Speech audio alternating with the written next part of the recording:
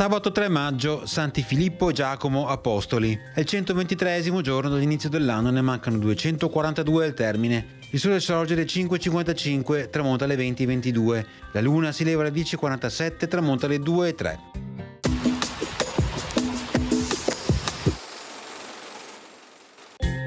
Posata la prima pietra del Tempio del Redentore alla Giudecca, a scioglimento del voto formulato dal doge Alvise Mocenigo I nel mese di settembre precedente. Il progetto è dell'architetto Andrea Palladio, assistito dal proto Antonio da Ponte.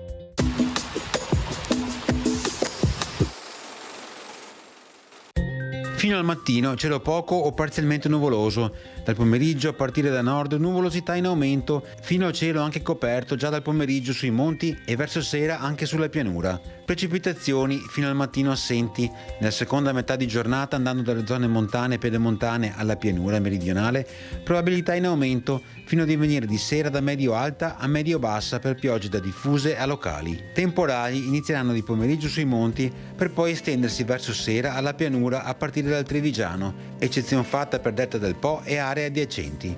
Temperature rispetto al sabato prima delle piogge saranno senza variazioni di rilievo, poi in calo anche sensibile.